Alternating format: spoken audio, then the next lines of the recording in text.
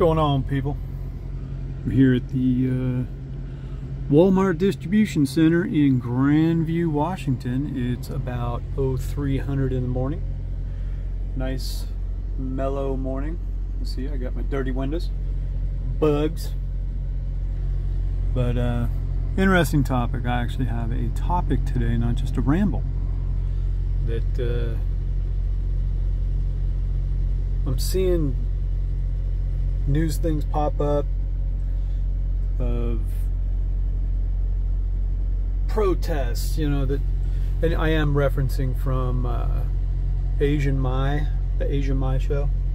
Just watched a video of his while I've been sitting here waiting. Got the red light. He's in there unloading me. I think he's done unloading me. He's probably counting it right now. But just saw a thing in Glendale, California, I-5.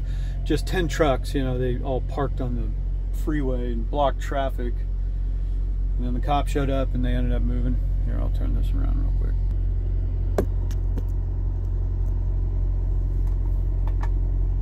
So let's think about it for a minute, though. I mean, you know, I've been in trucking for 25 years, and this is just coming from a driver standpoint. This isn't, you know, I don't know all the ins and outs of all the numbers and all the, you know, algorithms of, you know, everything going on in the transportation industry all the time.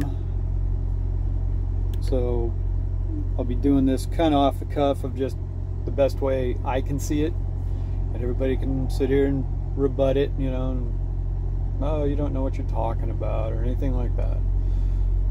But I have a simple solution every time these markets get where they're at right now, too. Like, this one's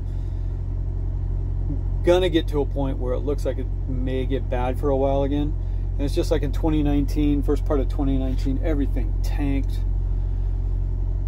Rates went way down. Then 2020 had another dip after COVID kicked in. You know, a lot of people went home, freight dried up. I remember in 2020, guys were taking rates for like $1 a mile.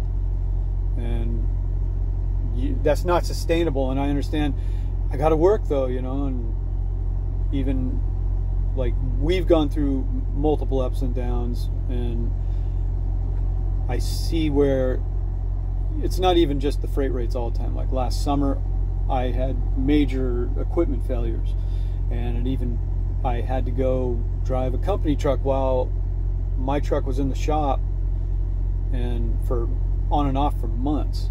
And you know, just to try and edge off some of that disaster, you know, I took a company truck out and made wages, just trying to keep a paycheck coming in to, you know, edge off the losing all the money. And that truck went down, and our truck went down so many times we actually burned through our savings, and it's been a struggle ever since. And now, like I said, I'm dumping my truck and whatever. But then last year, I think 2021, you know, it was like a gold rush a little bit. All the rates went way up because it was COVID and everything, and there was a shortage of trucks on the road, of available trucks to run loads. So rates go up.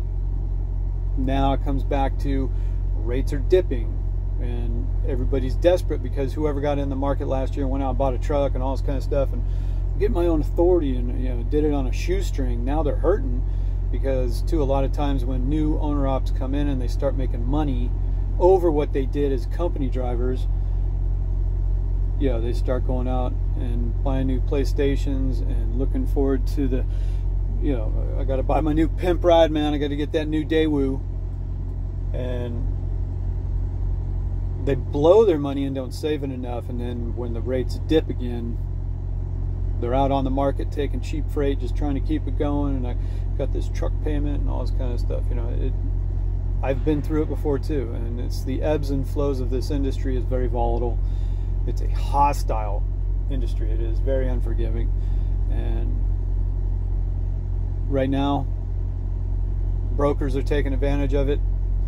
There's a lot of desperate trucks out on the road again, so they can dip the rates and try and take advantage, you know, and make some of their money back after they've been paying out all last year. They're trying to make it back now, and my rates have gone down too. And you know, I get paid on percentage. I make 70% of the gross of what I get from, you know, the guy I contract with. So rates are down, fuel's way up, and that's killing it. But yeah, I'm seeing, you know, my settlements are coming in a lot less than what they were. And anybody that's out here, these protests, you know, there's LA, the People's Convoy or whatever, there was trucks shutting down in Miami on I-95 and stuff, you know. Just they want broker transparency and stuff. Well, this happened a year or two back too, a couple of years ago, of wanting broker transparency, and there was a big movement to lobby to have bills, you know, a bill drawn up to make brokerages show what they're actually getting paid and stuff. And of course they come out, because they're like crooked politicians. Oh, we can't do that. Oh, that would ruin the industry. And well, it would ruin it for you. Yeah, of course you don't want that. You know, when you contract some load that it's going to pay $6,000, and you go and, you know, everybody takes their bit.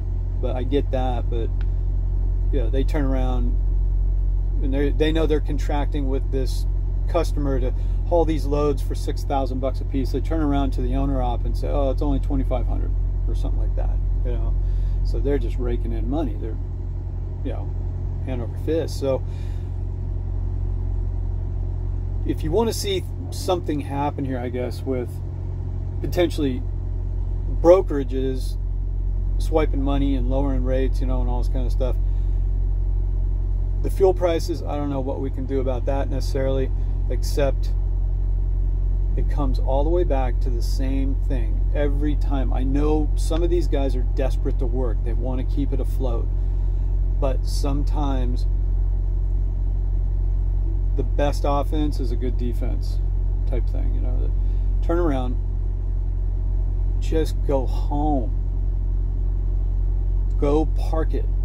Overall, was it owner ops comprised like 40+% of the trucking market out here, of available trucks as owner ops and lease operators and stuff.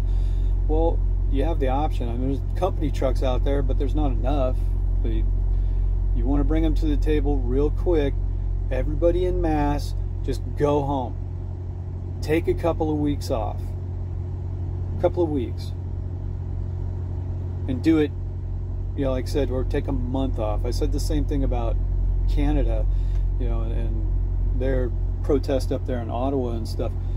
You can do more damage, I guess, if you want to call it. If you want to do more good for your purpose, for your cause, same as this, when the rates are low and the fuel goes high and everybody's out there bitching in the streets, the silent protest is actually more effective.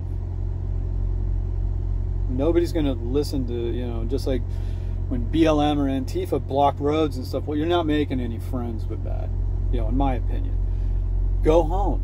Take 2 weeks. Take a month off. I know it sucks. It's like, I want to work though. I got to make money. And it's like, well, you're not making any money anyways hauling all this cheap freight.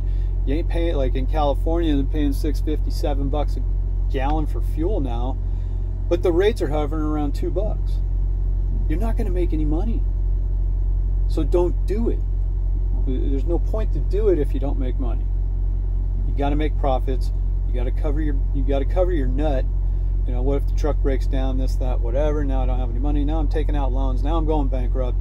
Just go home. That's, if I was out here not making any money right now, like I'm not making as much, but I'm still covering my nut. So I'll keep doing it. But the minute I start going negative, start parking me. You know, there's no need for me to go out here doing this stuff and feeling like I got an anchor on a big old, you know, like a battleship anchor stuck to the back of the trailer I'm just dragging down the road with me. You know, why bother? If you're not going to make money with it, don't do it. And so, driver's perspective, that's how you make a difference in the market. 40+% of trucks out here on the road are owner operators, and you have a choice. You go to work for a paycheck, you work for a company, whatever, and you get paid by the mile or you get paid by the hour and you make your paycheck, you're fine. no big deal. But the owner ops have got to sit there and pull their hair out and then lose their shit every time the rates dip. When they're out in the streets protesting, you know, about fuel and brokers and everything. Well, hit them where it hurts too. Don't haul their shit. And then once enough trucks disappear off the market for a minute, and was it tender rejections, you know, go way down or all this, and demand goes way back up, and okay, you start taking some loads again. But, you know, I get it. If you're broke, I mean, just like I did, had to park the truck for a little bit while it was getting fixed, and I took a company thing. You know, you do what you got to do to get by. But if you're going to be out here ruining your equipment, hauling loads, and not making money, and that's your issue, then don't do it. Just go take a seat for a little while. If you can afford to take a month off, just go do that. I don't know. That's my rant.